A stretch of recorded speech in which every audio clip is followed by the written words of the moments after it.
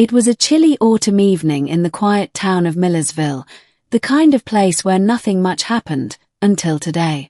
Jake Lawson, a local mechanic known for his kind heart and steady hands, was closing up his garage when he heard the faintest cry from the nearby woods.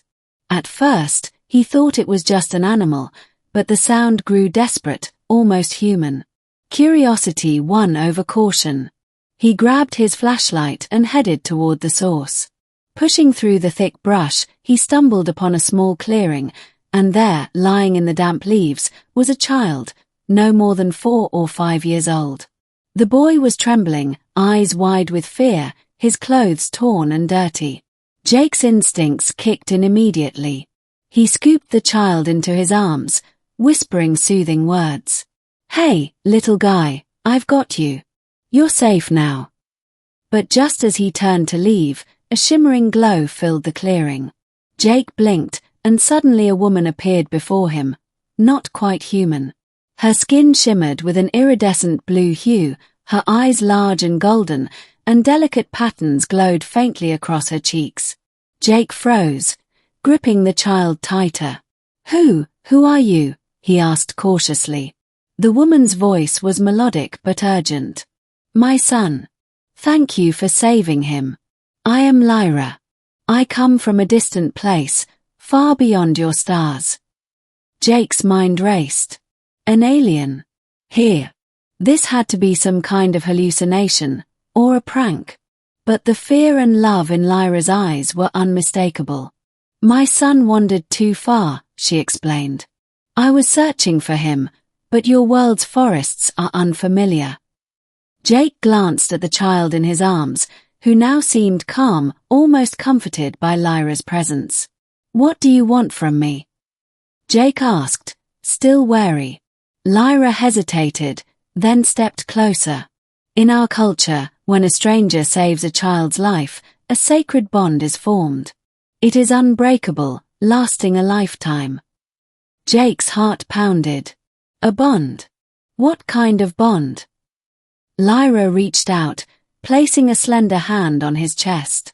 A warmth spread through him, unfamiliar but not unpleasant. "You will be connected to my son, and to me. We will share more than gratitude. You will become part of our family, for life." Jake swallowed hard. This was beyond anything he'd ever imagined. But looking at the child, so fragile and innocent, and at Lyra's pleading eyes, he felt an unexpected surge of responsibility. "Okay," he said finally. "I'll do what I can to help." Lyra smiled softly. "Thank you, Jake.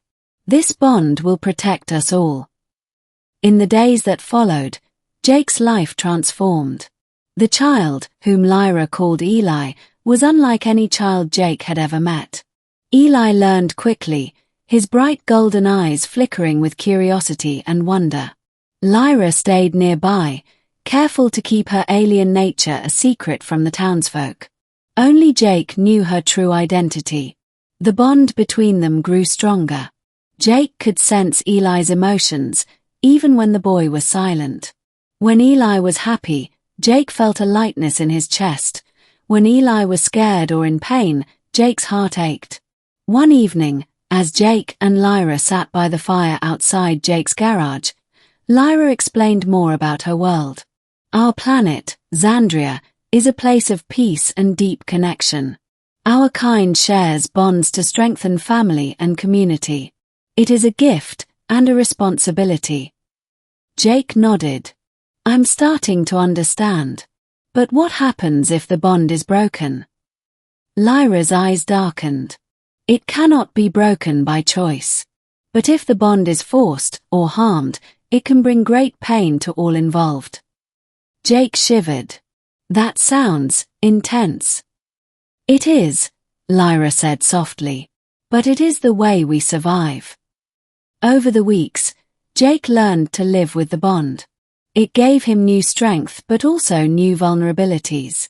He could feel Eli's heartbeat even when the boy was not near, hear his thoughts like whispers in his mind. And Eli, once shy and frightened, began to smile and laugh, thriving under Jake's care and Lyra's protection. One night, a strange ship descended silently into the forest near Millersville. Jake and Lyra spotted it while taking Eli for a walk. From the ship emerged a group of hostile figures, alien mercenaries sent to retrieve Eli and Lyra by force. Jake's blood ran cold. "We have to protect Eli," Lyra said firmly, her glow intensifying. The mercenaries advanced, weapons drawn. Jake's bond with Eli flared fiercely. He felt a surge of power, an instinct to shield the boy at all costs. Using a mixture of quick thinking and courage, Jake lured the attackers away from the clearing, leading them into a trap he'd prepared around the garage, simple but effective. When the mercenaries stepped on the rigged wires, nets dropped from the trees, trapping them. Lyra used the moment to summon a protective shield around their home, a barrier shimmering with alien energy. "We've bought time," she said, breathing hard. But Jake knew this was only the beginning.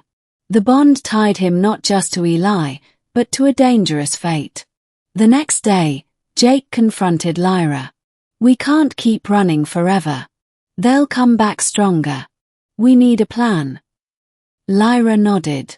"There is a way to strengthen the bond, make it unbreakable, and give you the power to protect Eli." "How?" Jake asked. "In a ceremony from my world. It will unite your spirits and souls. But it requires trust and sacrifice." Jake looked at Eli playing nearby, carefree and innocent. "I'll do whatever it takes." The ceremony was held in the forest, under a sky filled with unfamiliar stars. Lyra chanted ancient words in a language Jake could barely understand. A soft light enveloped them, Jake, Lyra, and Eli. Jake felt his mind open, his body humming with new energy. The bond deepened until it was no longer just a connection but a part of him. Suddenly, a voice echoed in his head, not his own, but Eli's, Lyra's, and something deeper, something cosmic. "You are family now," it said. "Together, we are strong." From that day forward, Jake was no longer just a man. He was a protector, a guardian with a power that could shape reality. When the mercenaries returned, this time with reinforcements, they met a force they couldn't defeat. Jake fought with courage and strength beyond human limits, his bond with Eli guiding every move. In the end, the invaders fled, defeated and afraid. Months passed. Jake, Lyra, and Eli lived quietly but with a new purpose. The bond that had once been a burden became their greatest gift.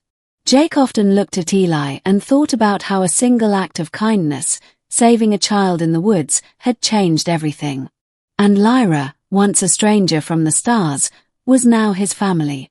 Not just by bond, but by heart. Epilogue. One evening, as the sun set over Millersville, Jake sat beside Lyra and Eli on the porch of his home. Eli laughed, chasing fireflies, his golden eyes shining bright. Lyra rested her hand on Jake's shoulder. "You saved my son," she said softly.